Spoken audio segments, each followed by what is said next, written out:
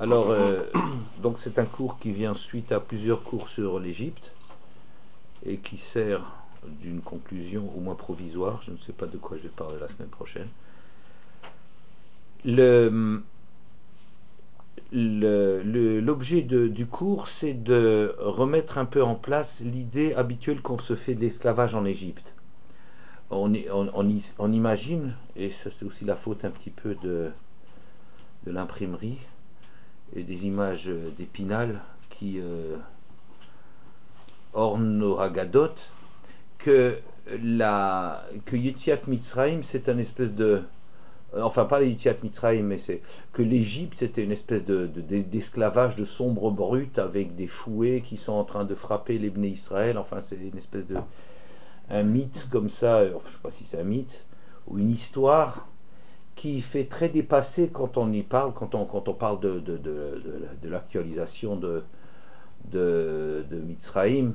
Ça fait un petit peu difficile de s'identifier à un monde comme ça de pyramides en construction avec des charges extrêmement lourdes, surtout que on dira il y a quelque chose de stupéfiant, c'est que les pyramides, les grosses pierres des pyramides faisaient au minimum 2 tonnes.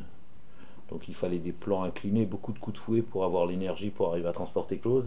Surtout au fur et à mesure que ça montait, ça devenait de plus en plus douloureux de construire. Bon, c'est commode de penser cela et ça nous dispense de beaucoup de réflexions à ce propos. Mais déjà ce matin, le texte qu'on avait pris de Yeremia qui nous disait qu'arrivera un temps où la sortie d'Égypte, de dire qu'Hachem c'est celui qui nous a fait sortir d'Égypte, ben maintenant il y aura des choses plus importantes dans l'histoire.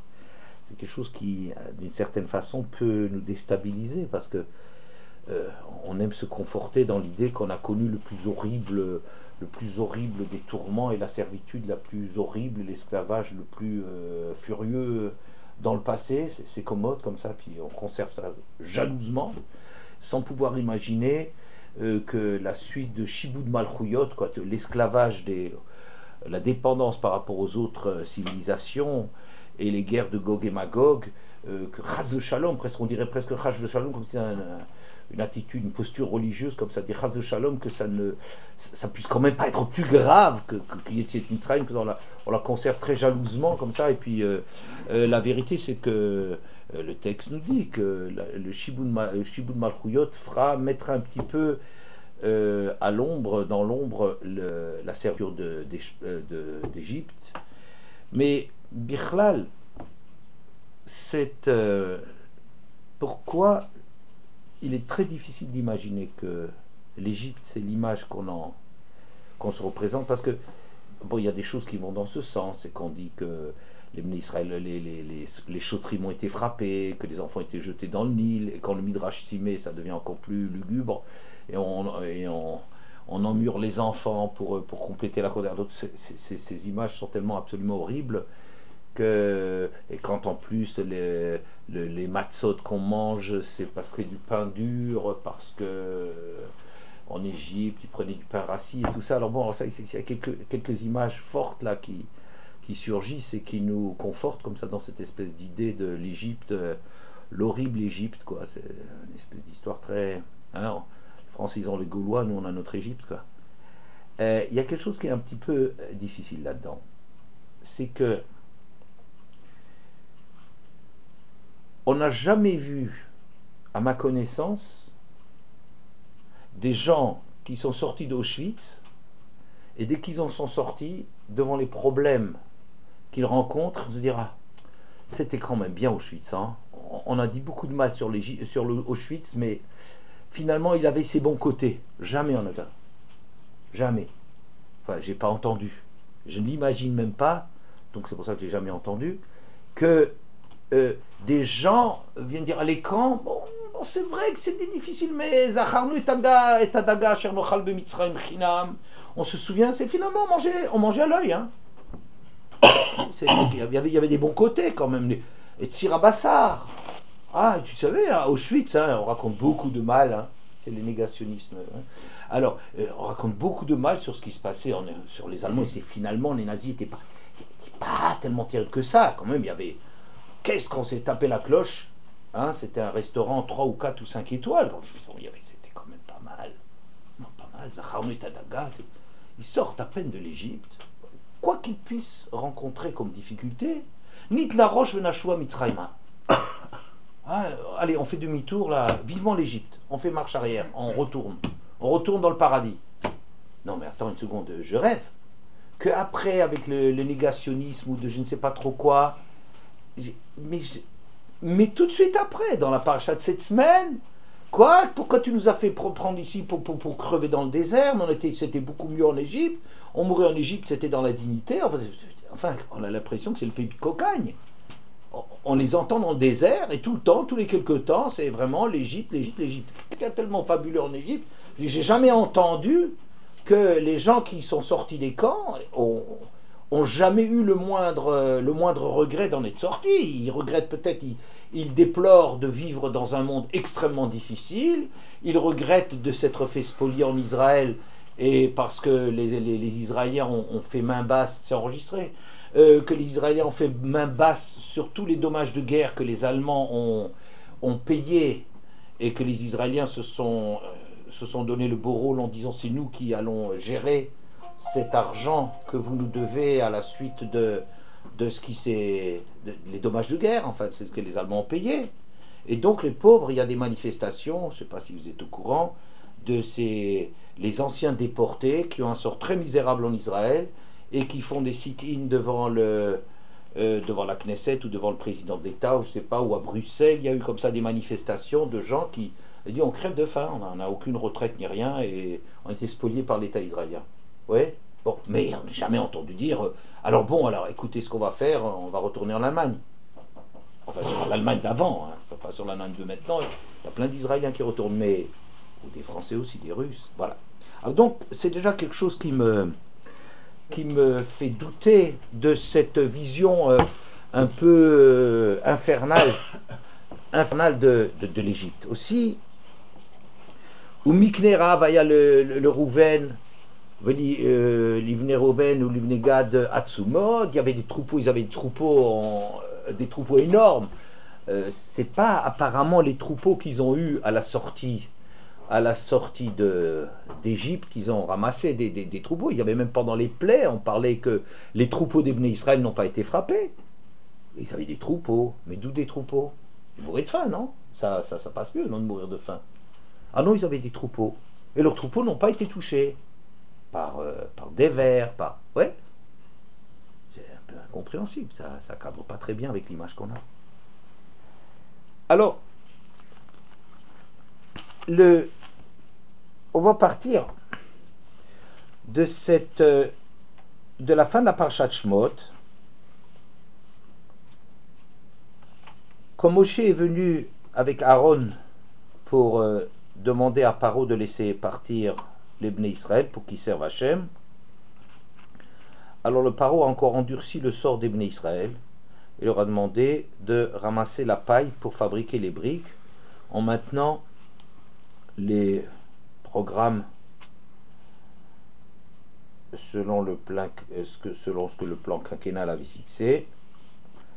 Et Vayitsu Nokse Ha'am Veshotra Vayombu El Ha'am, les morts, Kohamar Paro, Ninoten Lachem Teven.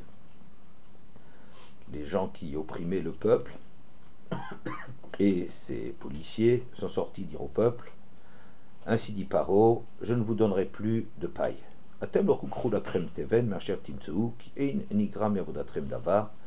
Allez-vous rechercher de la paille là où vous en trouverez, car on ne va pas réduire quoi que ce soit de votre tâche. Et le peuple donc s'est éparpillé dans tout le pays pour essayer de trouver la paille. Tandis que les oppresseurs, ils étaient derrière eux en disant terminez le programme tel qu'il a été fixé à chaque jour, comme lorsque vous aviez la paille, comme lorsque la paille était fournie. Vayuku shotre bnei Israël, asher samu alem l'okse paro les morts, madua lo kiltem chokrem lilbon kiltmot shilshon vamtumol gamayom. Les intermédiaires, les capots juifs qui avaient été mis en place par le système égyptien ont été frappés. Ces magistrats, je sais pas quoi, ces responsables juifs qui ont été mis en place, ils ont été frappés en disant pourquoi vous n'achevez pas la quantité qu'il fallait faire comme briques depuis hier et avant-hier. Voilà. Voyez-vous, Chotré Bnei Israël va être il par le mort, Lamata Sechola Vadecha. Et c'est ça qui m'a mis au départ la puce à l'oreille. Il y avait quelque chose qui tournait pas rond dans l'image que je me faisais de l'Égypte. Donc ces responsables des Bnei Israël sont venus crier chez Paro en disant mais pourquoi tu agis de la sorte avec tes serviteurs? Teven en nitan lavadecha ulvenim omri lanu asu veine avadecha mukim vechatamecha. On ne fournit plus de paille à tes serviteurs, tandis qu'on nous dit de fabriquer des briques, et tes serviteurs attrapent des coups, et c'est ton peuple qui est fautif. Je me suis dit, mais attends, je rêve. On n'a jamais vu, dans toutes les oppressions modernes, quelles que soient, que ce soit des oppressions, c'est pas interne à l'Argentine, c'est à cette époque que je vois l'Argentine, en Afghanistan, quand les Russes venaient, on n'a jamais vu qu'il commence à y avoir des rouspétances, des gens, une délégation viennent chez Brejnev, je ne sais pas qui était le sauvage à l'époque en Russie, ou je ne sais pas, ils viennent dire, attendez, vous exagérez là, c'est votre peuple qui est fautif, on nous frappe pour rien, vous êtes en tort. On n'a jamais vu une chose pareille. La première chose qu'on fait quand on envahit un peuple ou quand on prend le pouvoir, c'est de museler les gens qui peuvent réclamer. Et si on imagine même quelqu'un qui a des idées, eh ben, il disparaît. Comme ça s'est passé en Argentine et ça se passe comme ça dans le monde entier. Quand il y a une opposition qui menace seulement de se faire jour, ben, on les élimine, on les torture, on les jette en prison, ils disparaissent sans laisser de traces. C'est comme ça, c'est partout comme ça. C'est ça la civilisation, non? C'est comme ça qu'on agit dans tous les pays civilisés du monde. Ici, alors on imaginerait, ben, l'Égypte, c'est la même chose, c'est la première. Nous avons le privilège, comme toujours, les Juifs ont le privilège de l'histoire la plus sombre, la plus tragique qu'on peut... Ça aussi, on a le monopole, monopole de la souffrance. Donc, nous, on est les premiers qui ont été l'objet d'une souffrance comme ça, absolument terrifiante, d'un esclavage absolument fantastique. C'est nous les premiers, toujours les premiers dans tout. Ouais. Bon, alors, j'ai attendu. Cette phrase, elle ne marche pas. Donc, les responsables des Bnei Israël, qui avaient été mis en place, sont venus crier chez Paro. Pourquoi tu agis de la sorte?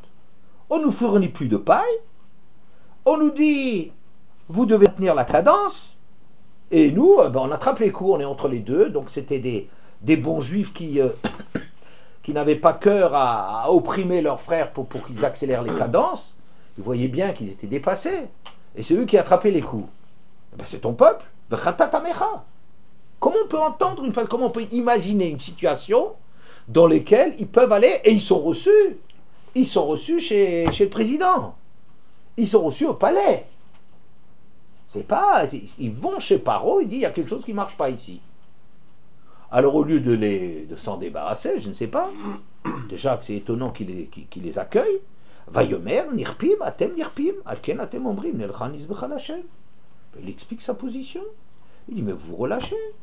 C'est pour ça que vous commencez avec ces bêtises là, vous regardez tout la télé, là, vous commencez à dire on va sacrifier pour Hachem. Enfin, on voit bien que vous avez trop de temps libre. Moi je vous occupe votre temps.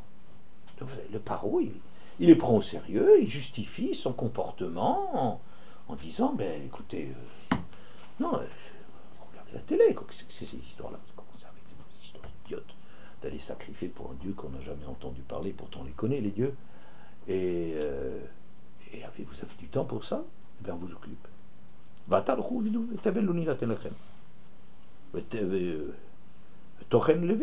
Et maintenant, allez travailler, on perd pas de temps, mais quand même, la production est importante en Égypte, et bien, perdez pas de temps et on n'enlèvera rien du tout.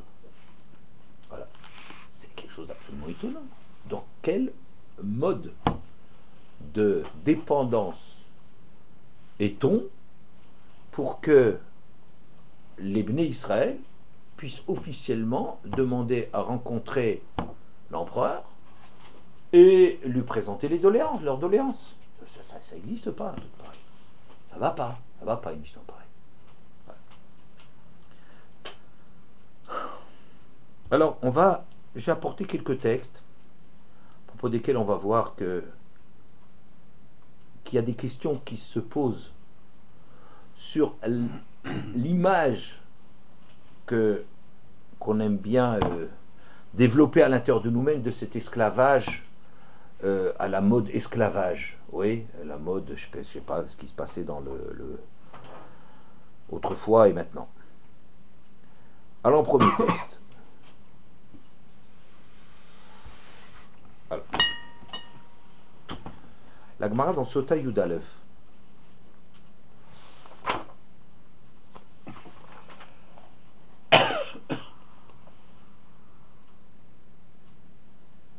Vayavidu Israël et Bnei Israël befarer. Les Égyptiens ont asservi les Bnei Israël befarer durement. Ça se traduit en araméen bekashi. Rabbi Elazar Amar beperach. Rabbi Elazar dire beperach, tout le monde connaît cela, avec une bouche doucereuse. Bon, c'est une opinion. Vayamaru et Chayehem, Bavoda Kasha, Bechomer Bilvenim, ils ont rendu leur vie amère par un travail dur dans l'argile et les briques, c'est les psukim là du début de la paracha, etc.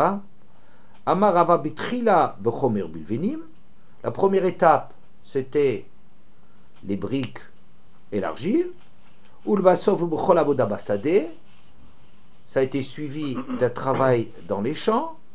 Et tout le travail qu'il leur donnait à faire, le travail qu'il les broyait. Quand Shmuel bar Nachmani amar Rabbi Yonatan, shayu machlifin melechet anashim lenashim ou melechet nashim lanashim. Quel est le travail qui est vraiment un travail dur, qui brise? C'est d'échanger le travail des hommes pour les femmes et le travail des femmes pour les hommes. Oui, bon, c'est à moitié vrai, hein, puisque actuellement on a des démonstrations absolument extraordinaires que les femmes, elles peuvent faire des poids et haltères, elles peuvent faire des tas de grutiers, vous avez des trucs comme ça qu'on ne s'intéresse même pas quand les hommes le font, mais enfin les femmes, elles revendiquent de pouvoir faire la même chose, elles sont toutes heureuses de ça. Les hommes, ils ne sont pas si fous, ils ne revendiquent pas de faire le travail des femmes. Alors, Ayum Achrifim, il changeait le travail des hommes. Ça, c'est pire que tout. Il y a des travaux durs. Celui le travail des champs, c'est encore pire. Et ensuite, un travail à Machrifim. Où le mandat amar name hatam bepera, hacha vadai bepricha. Et quand bien même au départ, quand on dit qu'ils ont asservi les Bnei Israël beparer, en les écrasant, traduit perach, d'une mouche mielleuse, avec des beaux discours. Oui, mais le deuxième, c'est sûr qu'on est arrivé à une situation de farer, de les écraser. Oui. Bon. Alors, je ne sais pas, je trouve qu'il y a des règles dans la façon d'interpréter la Torah. Et une des règles, c'est que tu n'as pas le droit d'enlever un mot de son contexte.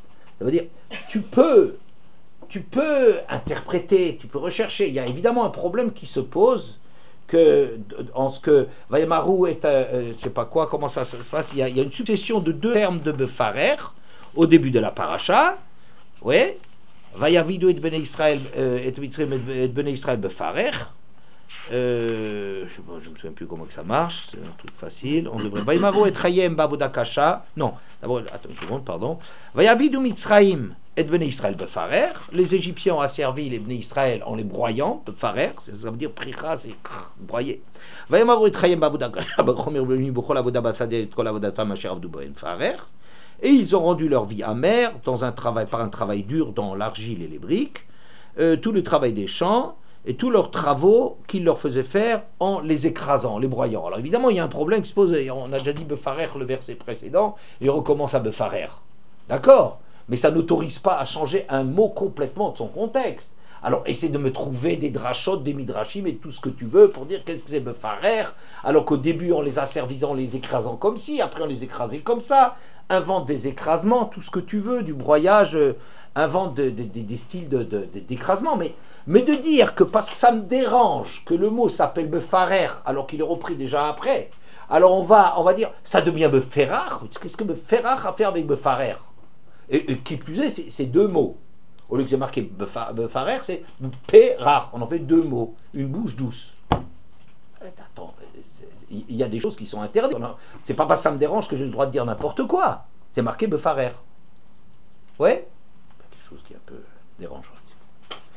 Ça, c'est un texte. L'autre texte que nous connaissons, c'est un texte de Datzkeni Mibale Tosfot, mais qui rapporte des choses bien connues. Perach, à propos de Perach, qu'est-ce que ça veut dire qu'il les a servissés de Perach? Batrila amar lahem paro, le kol echad mikem, ani notel, mikol levena sheyase. Au départ, il aura proposé de les payer à la pièce. Chaque brique que vous allez faire, vous recevez une brique par brique. Ouais. Ou ba ukulam bedachaku atman mipnechim udasrar vasu yoter midai. Et alors, ça valait la peine de travailler. Donc tout le monde est venu et s'y est mis comme ça de bon cœur, en se forçant, en essayant d'atteindre des rythmes absolument fous, pour arriver à mipnechim udasrar, par attrait du gain. Attrait du gain, donc ils ont travaillé comme il fallait.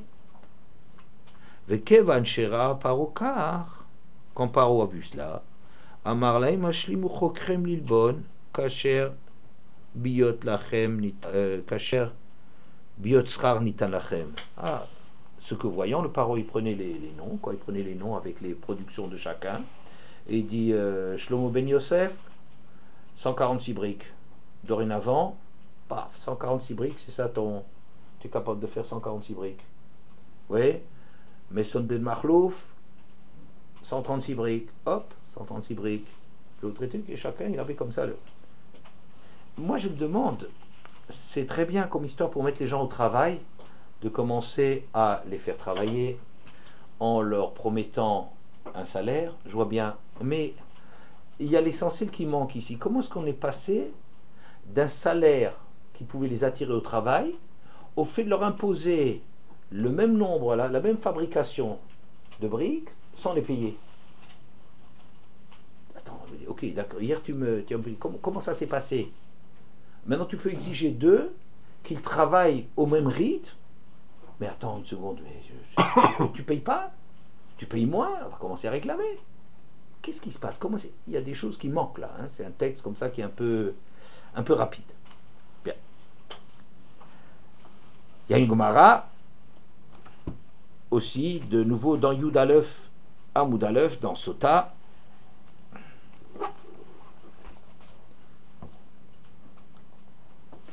Vayasim alav saremissim, le mananoto besilotam. Ils placèrent sur lui des chefs de corvée, etc. Alors, la Gemara de s'interroger, ils mirent sur lui des chefs de corvée. Allez, sur les Bnei Israël, on parlait des Bnei Israël. Ils ont mis sur les Bnei Israël des chefs de corvée qui les obligeaient à travailler, n'est-ce pas? Pourquoi c'est marqué sur lui? Tana de Berabi Elazar Rabbi Shimon, Velamed Sheviu Malben, Vetalou le Paro, Betsavaro. Le Kol Echad Vechad mi Israël, Sheamar Lahem Istidisani, Marlo Kloum Istidisata Yoter mi Paro. Ça nous apprend qu'ils ont pris une brique, une forme de brique, et ils ont suspendu au cou de Paro. Et quand quelqu'un d'Israël venait se plaindre en disant je suis délicat, je ne peux pas travailler, on m'en demande trop, en merlo clou mistini sa tailloter mi Paro. Il dit mais attends une seconde, tu n'es pas plus délicat que Paro? Paro aussi travaille.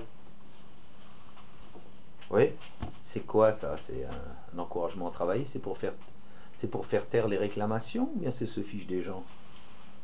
Un gars, il est en train de travailler, il fabrique, selon qui s'appelle Messod ou qui s'appelle Moshe, combien de briques, je ne sais pas combien j'aurais donné comme briques, un type, il doit transporter des dizaines de kilos de trucs, il a vous imaginez avec une espèce de brouette, il n'y avait pas encore la brouette à l'époque, un roue ça n'existait pas, alors c'était un supplice, quand il n'y avait pas la roue. Alors, il doit travailler, des tonnes de briques, il doit truc. Et le paro, il avait une espèce de machin autour du cou, et il dit quoi, tu te plains que les conditions sont difficiles? Regarde, paro, il travaille aussi. Attends, tu te fiches de moi ou quoi? Alors, ne me dis rien, mais commence pas à me provoquer. Ouais, quelque chose là qui cloche. On est en train d'essayer de montrer la mise en place du système. Puis il y a des trucs comme ça, des gros trous là qui manquent dans cette histoire-là. Ici, c'est une histoire un peu invraisemblable. Un texte. Avec la même question que vous aviez dit, oui. Comment il peut se permettre d'aller voir le parent? Comment il pousse la porte du palais déjà aussi?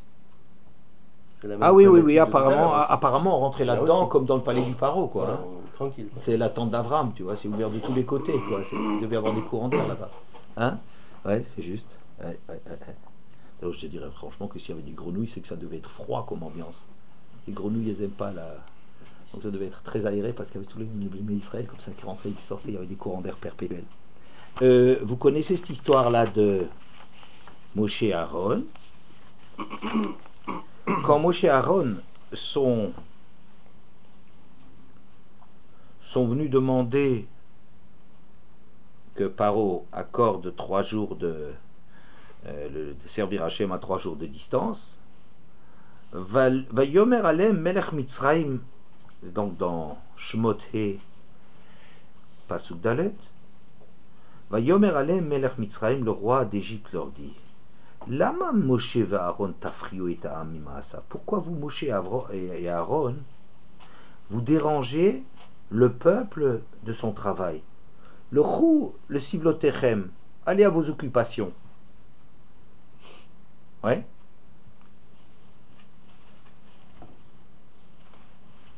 Tosfot. Le chou, le sivlotechem, Piresh Rashi. Rashi sur place explique. Chez Shevet Levi, le nishtabed. Qu'est-ce que ça veut dire? Allez retourner à votre travail. Le sivlotechem, ça veut dire votre vie privée, quoi, vos occupations. Attends, mais on croyait qu'ils étaient esclaves en Égypte. Et quand Moshe et Aaron sont en train de déranger le bel agencement de cette société merveilleuse, ouais, elle dit: écoutez, allez chez vous là, retournez à la maison, allez vous occuper. Attends, quoi, ils n'étaient pas esclaves? Alors Rashi, pour répondre à cette question, il dit: ah non, la tribu de Lévi, ils ne travaillent pas, la tribu de Lévi.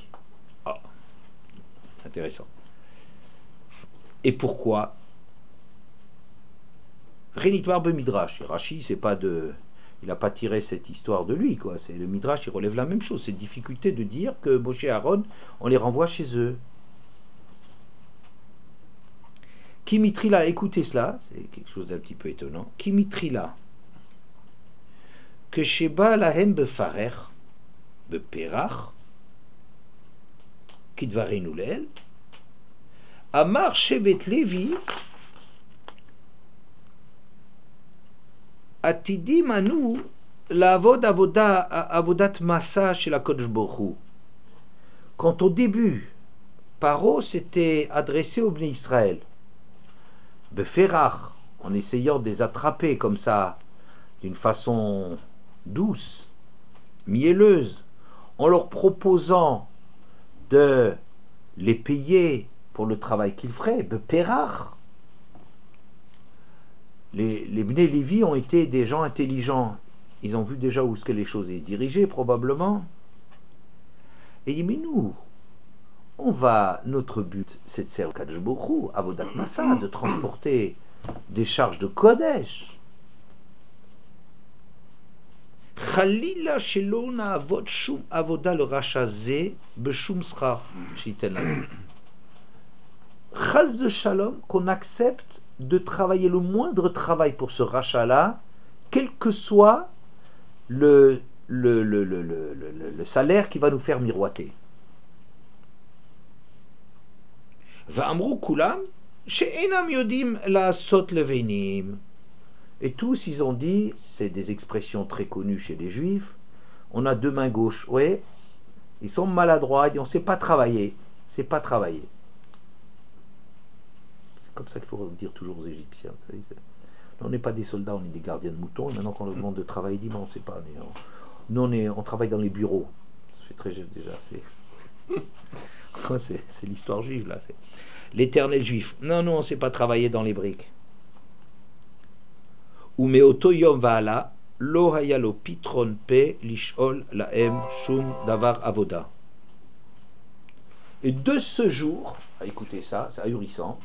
Et de ce jour, il était impuissant contre eux. Ils ne sont pas rentrés dans le jeu. Quand on leur a proposé un salaire, ils ont dit non, on ne sait pas travailler. Ils ont trouvé que ça une excuse quelconque vraiment. Nous, on ne sait pas travailler. Et de ce jour, ils ne pouvaient rien faire contre eux. Attends une seconde, mais je ne comprends pas. Au début, quand le système s'est mis en place, je veux bien qu'on avait une espèce de liberté illusoire de choisir. Et il est venu chez les Bnei Israël, il ne pouvait pas du jour au lendemain mettre en place un système de contraintes. Il ne pouvait pas mettre ça au début. Dès le début, on ne commence pas comme ça. Donc il a commencé à leur raconter, écoutez, vous allez travailler, je vous paye pour ça. Il rentre là-dedans,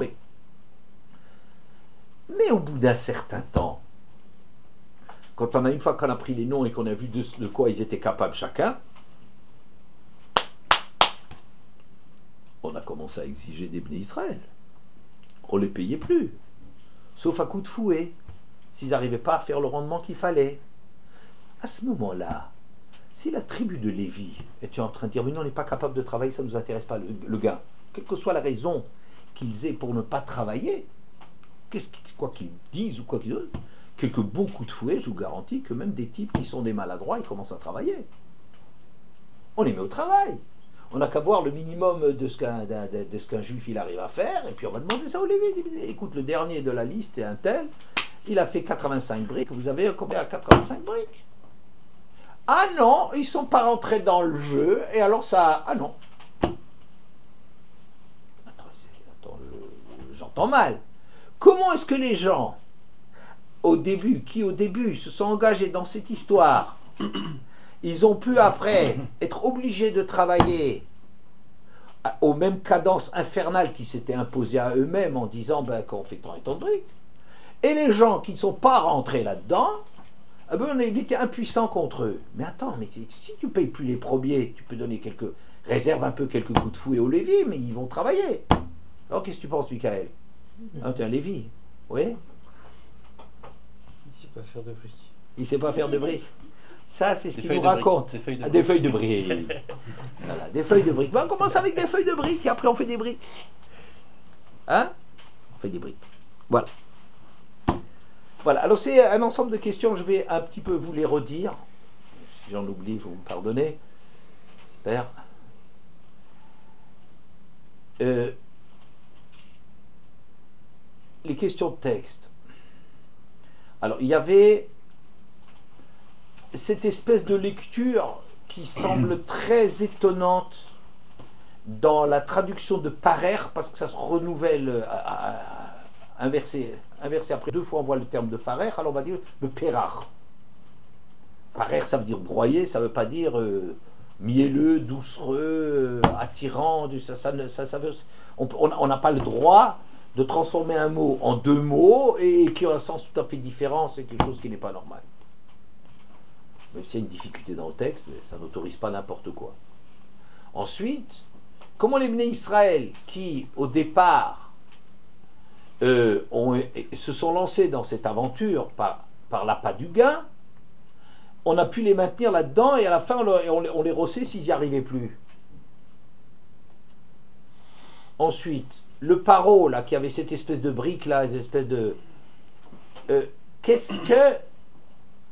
Qu'est-ce qu'il voulait avec cela? Quoi leur dire? Mais tout le monde doit travailler. Le paro aussi travaille comme vous. Il participe à l'effort de guerre. Fiche du monde, quoi. Je change avec lui. Ensuite, les Lévim qui ne sont pas rentrés dans le jeu, tu es impuissant contre eux. Quand même, je ne comprends pas comment que ça s'est passé. Alors en vérité... Je ne comprends pas bien la deuxième question. Quoi, c'est du paro? Et ils ont été payés, on a vu ce que chacun était capable. Ouais. Donc il a dit, très bien, donc maintenant vous allez faire sans être payé. Avec quel système tu peux arriver? l'esclavage. Oui, voilà, c'est la lecture qu'on a. Ah, tu crois que le premier jour, il fallait juste savoir de quoi ils sont capables, donc on a proposé de l'argent, on s'est dit voilà, tu es capable de temps et temps, maintenant on fait avec des coups. Voilà. Ils ne sont pas arrivés comme ça. Ils ne peuvent pas, parce qu'il a dit Bonitrak Malo, etc. Les Juifs étaient nombreux. Ils avaient tellement peur des Juifs, ils ne pouvaient pas les prendre de front, parce qu'ils ont peur d'une révolution, que les Juifs, ils les. Voilà, Minaret, que si jamais il y a une guerre, ils se joignent aux ennemis de Paro. Ça veut dire que c'était une puissance, c'était pas évident du tout de les. C'est pas évident du tout de leur demander. Oui, mais quand même, tes questions vont quand même dans deux sens un peu contraires, parce qu'il y a des questions qui vont dans le sens de comment peut-on se laisser asservir, Oui. et d'autres qui sont quand on peut asservir, on asservit. Je veux dire, qu'est-ce que c'est que. Oui, absolument, parce que je dis ce que le texte il en dit. Je pose mes questions et je dis qu'est-ce que le texte en dit et je pose sur les questions, sur le texte. Alors imaginons une situation totalement différente de celle qu'on a pu envisager au départ. Oui. On va enlever les coups de fouet, on enlève les trucs, on enlève tout cela. Imaginons maintenant une société tout à fait moderne. Oui, tout à fait moderne. Là, on s'engage, on a besoin d'un travail, on a des ambitions. Je parle avant la crise, hein. Ce cours-là, il date, hein, vous voyez, parce que vous ne connaissez pas la crise, maintenant on essaierait de trouver du travail, on n'en trouverait pas. Il date d'avant la crise de 29 ? Avant la crise, non, pas de 29, mais la crise de 29, on s'en est remis, mais de la dernière de 2008, 2007, 2008, il y a eu plusieurs crises, quoi, de l'immobilier, les crises du pétrole, les crises de... Bon.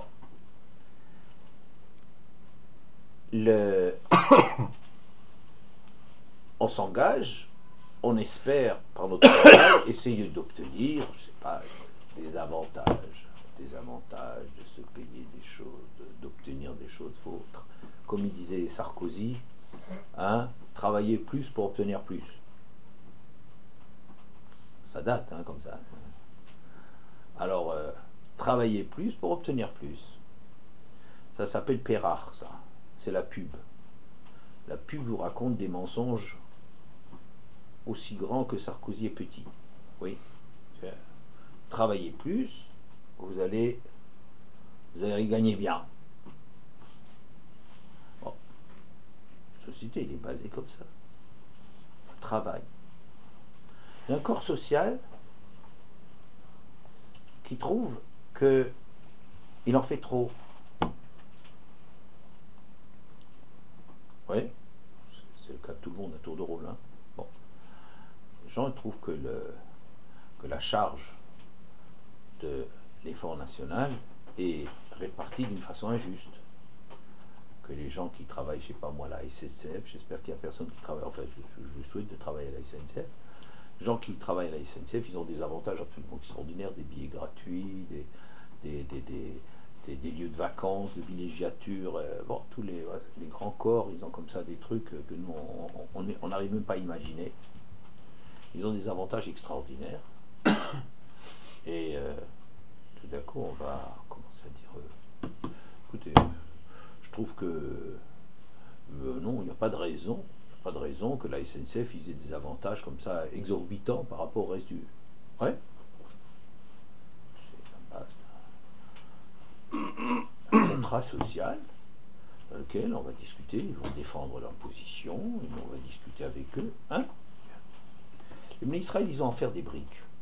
Ils ont en faire des briques. On s'adresse à eux, on demande de faire des briques. Alors, tout d'un coup, on leur dit maintenant, vous allez travailler 30% plus. Il faut ramasser maintenant la paille. Il faut ramasser la paille. Souvent là. Oh. Ça, c'est la rupture d'un contrat social, un truc pareil. Quand jusqu'à présent, on était payé pour faire tel et tel travail. D'un coup, on augmente la cadence. Et on nous dit, ah non, c'est pas ça. Non, la cadence ne bouge pas, mais il faut en plus faire un travail énorme d'aller ramasser de la paille. Qu'est-ce qui se passe? Manif, oui, on va protester. Protester au sommet de la pyramide. Oui. Terme qui d'ailleurs, j'avais remarqué, une fois j'ai regardé comme la concordance et les dictionnaires, pyramida n'existe pas dans aucun texte biblique. Ni dans la Torah, ni les Nuvim, ni les Ktuvim, les pyramides n'existent pas. Je ne dis pas qu'il n'y avait pas de pyramides en Égypte, j'aimerais bien le dire, mais enfin ça devant les cartes postales d'un pays où je n'irai sans doute jamais, je suis obligé de dire que les pyramides ça existe. Mais dans l'histoire juive, d'avoir des plans inclinés avec des briques de 2 tonnes qu'on est obligé de rouler là-dessus et tout ça, je suis étonné un tout petit peu de n'avoir jamais vu la mention de pyramide dans aucun texte. La seule chose que je connais, c'est les Aréniskenot le paro de faire des villes de fortifier des villes de réserve. C'est la seule chose que je connais sur le travail. Et ils le disent, ils disent pas des pyramides. Mais enfin, les pyramides, ça faisait bien comme ça. Vous voyez les réalisations du monde sans les Juifs, où est-ce que ça irait? Ça flatte aussi un petit peu notre ego national qui est très fort. Mais il n'y a pas de choses de genre. Il n'y a pas de. Alors, donc, je reviens à nos Hébreux. On leur demande un travail comme ça qui est. Il dit, attends une seconde, là, on va voir votre patron. Ils viennent chez le patron. Il dit, oh, quelque chose qui n'est pas normal ici. Quelque chose qui n'est pas normal. Et ils le disent. Ils présentent les doléances. Tevenu litanahem, vetmat konet alvin, on nous donne plus de paille, on fournit plus il faut qu'on se débrouille, et on nous maintient la quantité de briques. Qu'est-ce qu'il dit le paro? Le paro, il justifie de sa position. Il dit Mirpim, atem Mirpim. C'est pas la société des loisirs ici, comme l'esclavage, non, hein.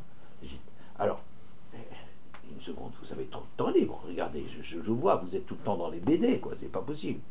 C'est pas la télé. J'ai plaisanté tout à l'heure. C'était les BD. Il n'y a pas encore la télé. Donc, vous imaginez le truc. Hiéroglyphe, la BD. Comment? Hiéroglyphe, la BD. En hiéroglyphe. Ah. C'était, voilà, il fallait beaucoup de temps pour les lire. Donc si on arrive, il fallait les déchiffrer. Et avant Champollion, on ne savait pas. Imaginez déchiffrer des hiéroglyphes pour lire de trucs, pour arriver à entendre parler d'un dieu inconnu au bataillon. T'imagines tout ça, le temps que ça prend. Ça montre que vous avez beaucoup trop de temps de libre. Donc on est en train de, c'est une discussion syndicale. C'est le syndicat il vient. Au sommet de la hiérarchie, on a rencontré le sommet de la hiérarchie, pour peu qu'il représente un corps de métier suffisamment développé, eh bien, il est reçu à l'Élysée, c'était le palais de Paro, et il commence à discuter, présenter de doléances, il dit, écoute, c'est pas normal. Et Paro répond, il dit, c'est tout à fait normal, je vois que jusqu'à présent, vous étiez des ronds de flanc, vous étiez des fonctionnaires, maintenant vous allez travailler, et c'est tout à fait juste, pourquoi? Mais je vois. Je te dis pourquoi. Nirpim, atem nirpim. Vous vous êtes relâchés, vous avez trop de temps. Mais non, c'est pas la société des loisirs ici. Hein? Donc c'est l'histoire du paro. L'histoire du paro, il était un peu idiote. Il se suspend un machin autour du cou en train de faire de la provoque ou quoi, je demandais. Mais ce qui est intéressant, c'est ce que Rachid dit. Qu'est-ce qu'il suspendait autour du cou? Alors, suspendu autour du cou,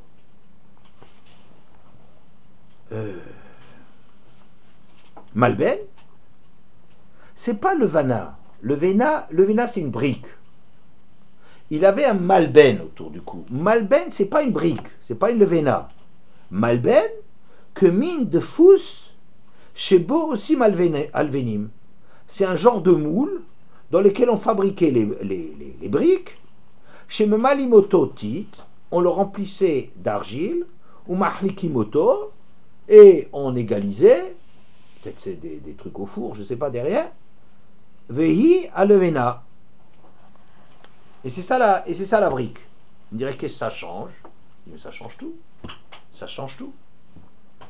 Mettre autour du cou, c'est Ol al Tsavaro, c'est la charge, c'est la responsabilité. Paro, il les reçoit et dit, mais vous savez, en Égypte, c'est un pays de travailleurs, c'est un pays sérieux. Moi, j'ai la charge de quoi? On dirait, mais une forme de brique, un moule de brique, c'est encore moins lourd qu'une brique. Mais non, ça change tout. Un moule de brique, ça veut dire comme ça.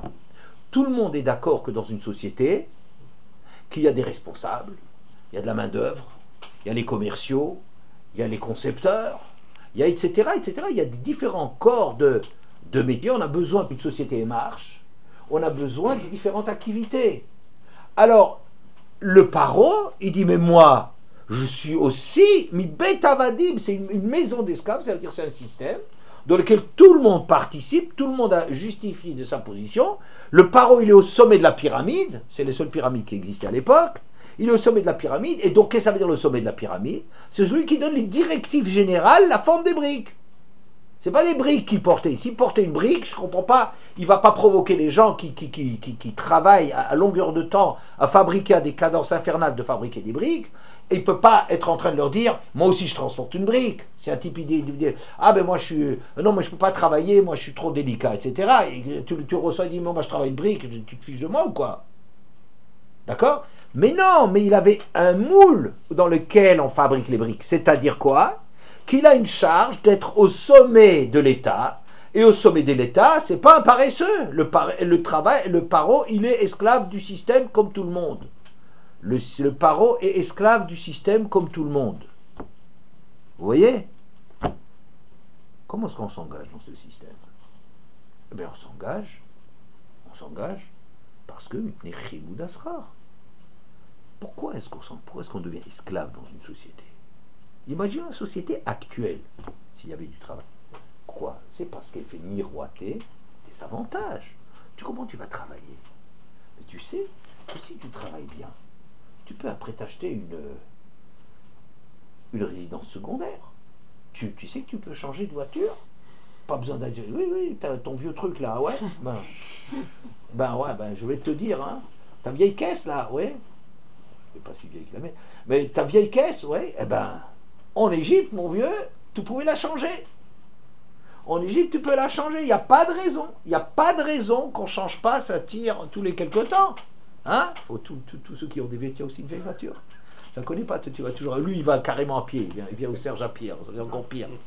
L'autre, il vient en vélo. Bon. Alors. On peut changer de vélo. Hein? Il veut changer, oui. Oui, c'est pour ça. Changer de chaussures, moi. Quoi? Tu changes de chaussures, voilà, il n'y a pas de raison qu'on ne puisse pas changer de chaussures. Le système, il vous propose, il vous fait miroiter les avantages extraordinaires. Tu as la télé, on va te donner la télé en couleur. Tu en as une dans toutes les chambres pour les enfants. Tu pars en vacances, il faut juste vouloir être attiré par le système. C'est une espèce d'ambiance générale de la pub qui nous attire, qui nous prend dans ce système, qu'on ne se rend pas compte. On signe des traites, on croit, avant de s'engager dans le système, que nous sommes en train de décider de notre vie, que nous sommes les maîtres de notre vie. Vous voyez? Alors ça, c'est ce que l'Akbar est présente. Au début, on travaillait beferrar. Ça veut dire un système dans lequel on ne se rend pas compte là où on met les pieds. On ne se rend pas compte.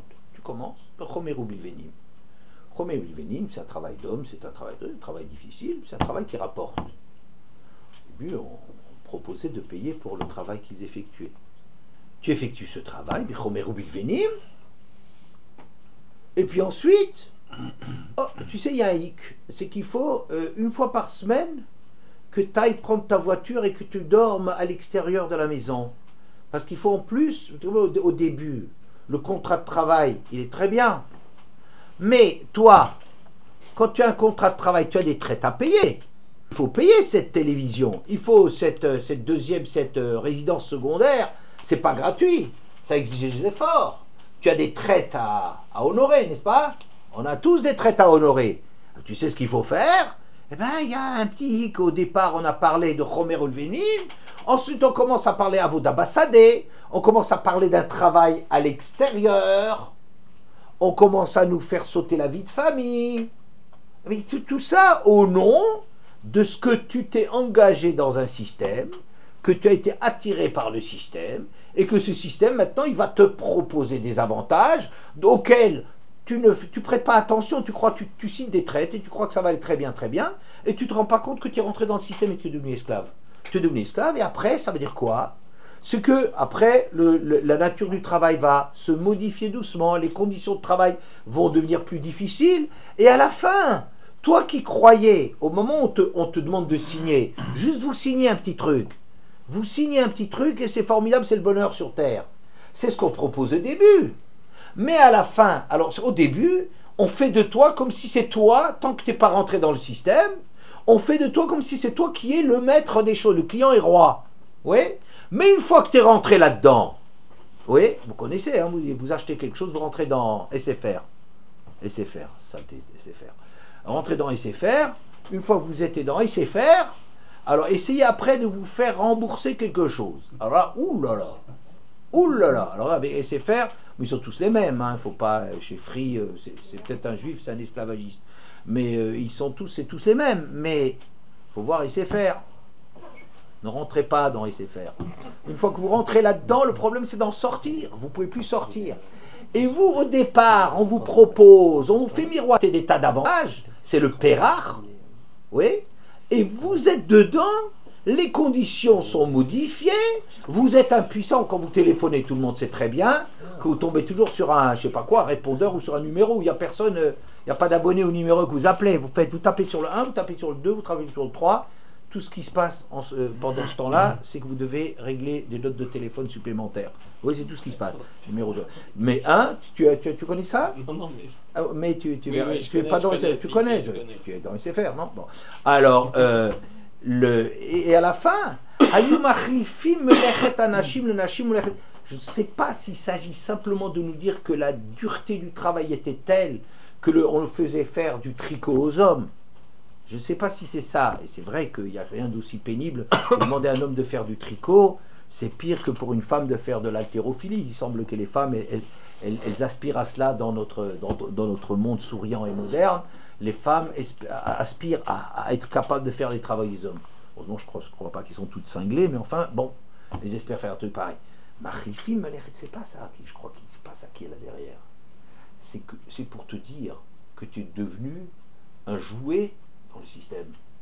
On ne tient plus compte de ta personne du tout. Tu es un homme, tu travailles avec ta femme, on a besoin de quelqu'un, tu es là, tu es un bouche-trou.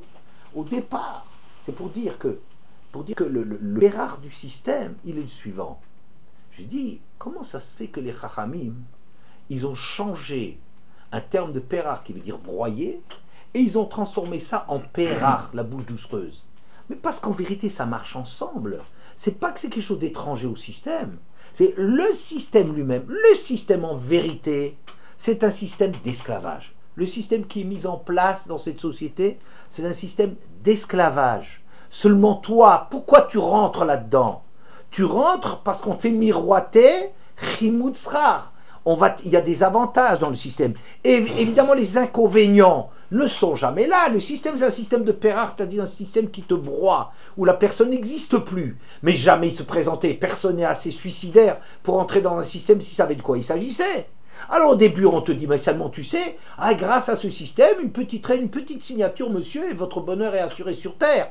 Tu fais la petite signature, et c'est maintenant que il n'y a plus d'abonnés au numéro que...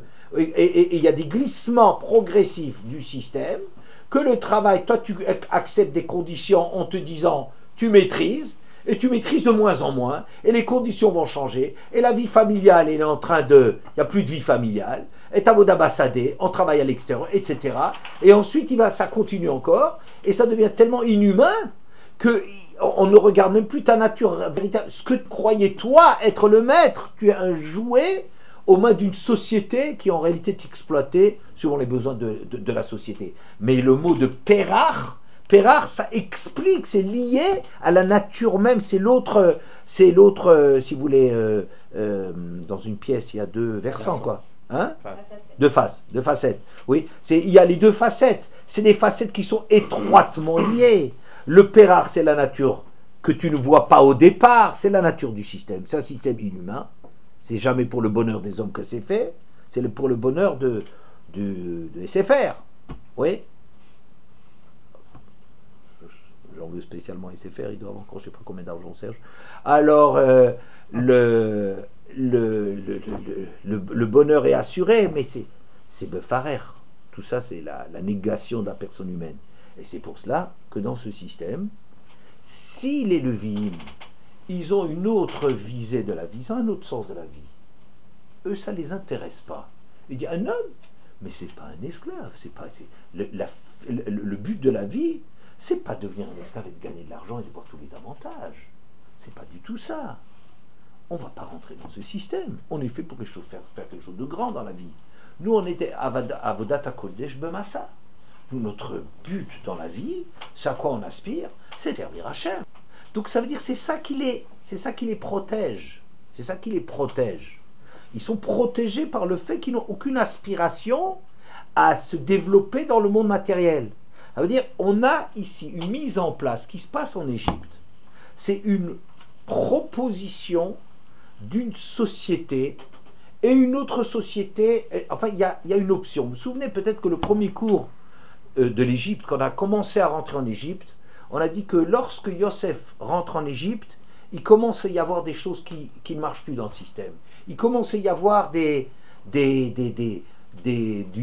la famine. Le système commence à trembler sur ses bases. Et ça va continuer avec Yosef et avec Moshe Rabbeinu. C'est le summum d'un monde qui arrête de fonctionner. C'est une mise en place d'un autre système. L'Égypte, c'est quoi? C'est une alternative dans la vie. C'est pas un pays particulier. Peut-être qu'il y a un pays particulier où les choses se sont déroulées. Pourquoi pas? Pourquoi pas? Mais c'est le triomphe, si vous voulez, de la nature. Comme on dit à Nil Olé, Nil au soleil, le Nil il monte, il favorise le pays. Oui, dans Re'é, le chichi de Re'é, il dit la chose suivante. C'est le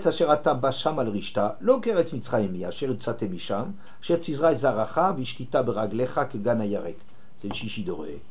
Le pays dans lequel tu vas venir pour en prendre possession, c'est pas comme le pays d'Égypte dont vous êtes sortis, dans lequel il faut ensemencer tes semences et irriguer comme un jardin.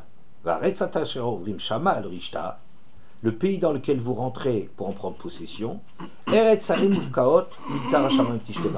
c'est un pays de montagnes et de collines. L'Imtar HaShamayim, il n'y a pas de système d'irrigation, c'est avec la pluie du ciel que tu peux avoir ton eau. Eretz Asher Hashem Elokecha Doreshota Tamid, Doreshota, c'est un pays qu'Hashem surveille constamment. Tamid Ene Hashem Elokecha Ba, Mereshit Hashana Vada Harit Shana, c'est un pays dans lequel Hashem il est en relation avec ce pays-là. Regardez, il y a deux genres de commentaires sur le pays d'Égypte. Il y en a qui disent, le pays d'Égypte c'est un pays extraordinaire, c'est un pays où tu es protégé. Eretz, c'est un pays où tu n'es pas protégé. Tu risques ta peau en Eretz. Pourquoi? Parce que si la pluie ne tombe pas, tu n'as rien qui te protège. L'Égypte, c'est un pays dans lequel tu es protégé. Il suffit de l'irrigation, le Nil, il arrose l'Égypte. Tu n'as pas de dépendance. En Eretz, tu as mis Dene Hashem Lokecha, tu as besoin des yeux d'Hachem, tu as besoin de faire la prière. D'autres commentateurs disent, et c'est aussi juste, regarde quel avantage d'être en Eretz. C'est un pays dans lequel comme les versants d'une montagne, tu peux cultiver de tous les côtés, tu as beaucoup plus de surface. Au sol, ça a l'air, c'est pas tellement étendu au sol, mais il y a différents versants là-dessus, là. Mais surtout, tu fais pas d'effort. La pluie vient et fait le travail à ta place. Alors qu'en Égypte, c'est un pays très très difficile. Donc c'est une mise en place dans ce verset-là de deux systèmes, d'un choix qui est donné à l'homme dans sa vie. Soit tu es dans un système dans lequel un pays d'esclaves. Qu'est-ce que ça veut dire un pays d'esclaves? Ça veut dire que l'Égypte c'est un pays d'esclaves. Ça veut dire que c'est un pays dans lequel il est soumis. Il est soumis à des lois.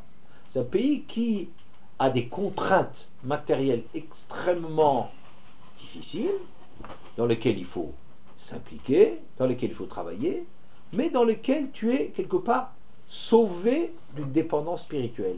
Toute ta dépendance, c'est une dépendance matérielle, très dure, mais qui, Baruch Hashem, te sauve d'une dépendance par rapport à Hashem. Ou bien tu as face à cela, tu as Eretz. Alors Eretz, c'est un pays extraordinaire et un pays terrifiant. C'est un pays extraordinaire dans la mesure où tu peux sans effort récolter d'une façon extraordinaire, c'est le désert, oui. Où tu as la manne qui peut au besoin, la manne ou les cailles ou je sais pas trop quoi, ou l'eau qui te surgissent comme ça, directement de la part d'Hachem.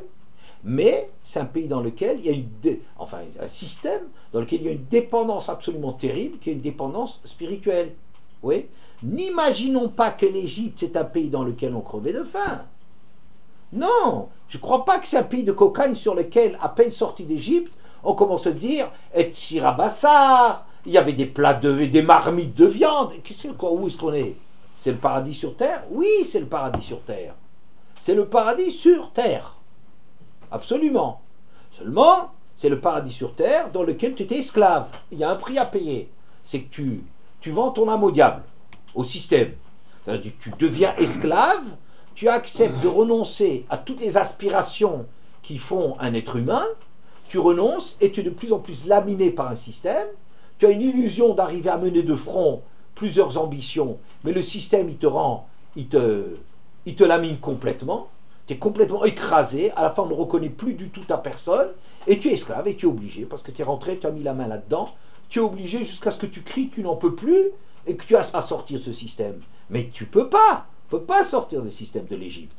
Ou bien de l'autre côté, il y a un autre système, ce qui est proposé, et qu'on voit quand ça commence à se fissurer le système, quand Yosef arrive en Égypte, on voit qu'il se met en place un contre-système ou une autre proposition qui s'appelle être esclave d'autre chose. Tu deviens esclave d'Hachem, mais en contrepartie, tu deviens un homme libre sur le monde matériel.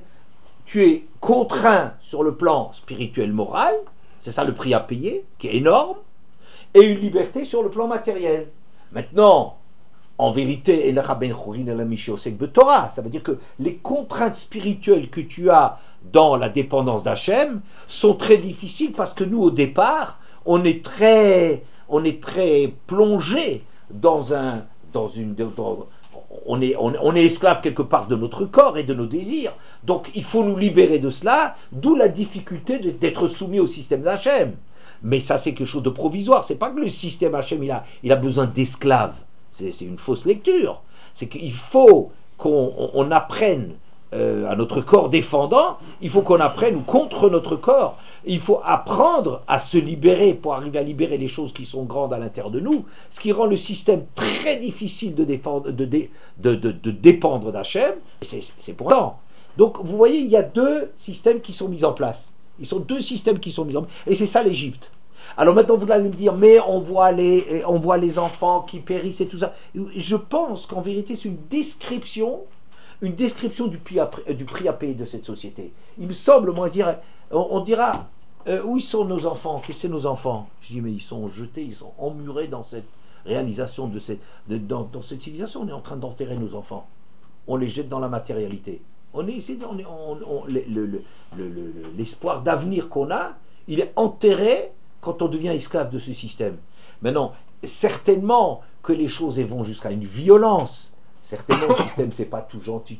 Ça veut dire certainement, il y a une brutalité dans le système, mais c'est pas un système dans lequel que c'est une oppression. C'est surtout pas un système qu'il faut imaginer comme une espèce de mythe d'esclavage avec des. C'est pas du tout vrai. Il y a des textes qui disent, Mechilta qui dit qu'ils étaient avadim des rois, qu'en vérité ils étaient esclaves de rois. Et cette année, j'ai découvert le Ramban. Le Ramban, il dit la chose suivante.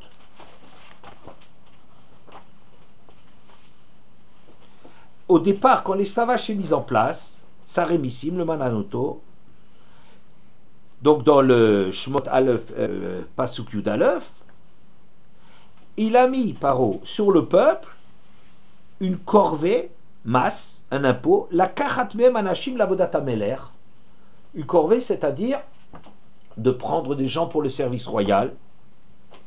Umina alamas sarim mina mitzrim, shikru mehem kirtzonam anashim lefi avoda.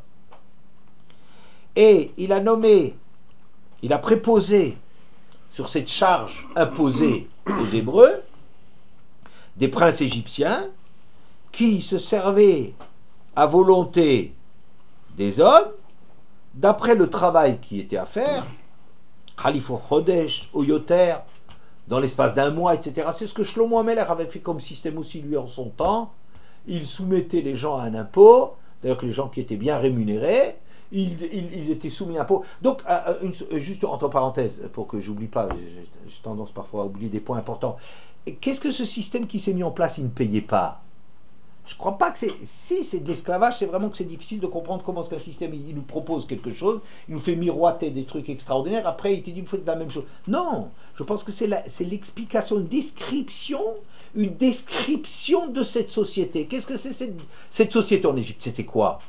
C'est une société dans laquelle tu t'engages en ayant d'espoir que ça te... que tu vas bien réussir. Et maintenant, c'est les inconvénients du système qui sont de plus en plus lourds contre... C'est toi-même qui es devenu esclave. Ça veut dire que l'Égypte, c'est un esclavage qui est mis en place par toi. C'est pas que l'Égypte, c'est un système mis en place par les Égyptiens. Parce que contre les Lévim, ils ne pouvaient rien faire. Les Lévim n'étaient pas intéressés, ils n'étaient pas preneurs, on ne pouvait rien. On ne pouvait rien contre eux. Mais attends, mais ils ont un pouvoir, rien du tout. C'est toi qui tu choisis, tu es maître de ta vie. Tu choisis le système. Ou tu limites tes ambitions sur le plan matériel, et alors tu es un homme qui est sans grand besoin, le système ne peut pas grand-chose contre toi, ou bien tu vois tous les avantages que ça entraîne. Ce système, il est champion de faire de la pub. C'est la pub, tout le système, de t'attirer là-dedans. Et une fois tu es pris dans les mailles du système, alors malgré toi, tu es obligé que quelles que soient les conditions de travail et de salaire qu'on te pourrait, tu t'es obligé, toi-même, tu t'es fixé un besoin, tu t'es soumis à ce système pour arriver à assouvir tes besoins. Alors au départ, dit le Ramban, c'est très intéressant, il dit, bon, il les faisait travailler pendant un mois, ou un peu plus, ou plus. Ayoub Binyan Ameler, ou Charayamim Bebeto, le reste du temps, il était chez à la maison. Et ces princes, ces responsables, ils leur ont ordonné de construire des villes pour Paro, et ils ont fait ces villes de stockage par cette charge-là, par cette corvée. Et lorsque ils ont vu qu'ils n'arrivaient pas du tout à dégoûter les Juifs de la vie, de la vie continuait à proliférer et tout, alors Katsu Bechayem, ils étaient écœurés à cause d'eux. Et alors, ils ont décidé qu'ils servent les Égyptiens et même tout le peuple, pas seulement Paro, mais on donnait du pouvoir comme ça aux Égyptiens. Et Vrolis Mitra Isharel Baboda, si jamais on avait besoin, l'Égyptien il avait besoin d'un maçon, ben, il avait le droit là, de choisir des ébons, la carte même Anachim, Chiaswa Bodatam. Et plus loin, il va dire quelque chose dans le même sens. Donc il dit c'est une mise en place où évidemment le système il devient mauvais. Bon, je ne dis pas comme le Ramban, mais le Ramban il trouve quelque chose de très intéressant, c'est qu'on peut expliquer qu'en vérité, ils pouvaient avoir des possessions, ils pouvaient avoir des troupeaux. Ils travaillaient aussi pour leur propre compte. Seulement, la charge, c'est une charge de plus en plus. La charge est de plus en plus haute. Et après, il dit que si en vérité, où est-ce que j'ai marqué Dalet, il disait que si tu crois vraiment qu'il travaillait à plein temps chez Paro, alors l'Égypte aurait dû être pleine de villes. On a dû construire des villes encore et encore et encore et encore.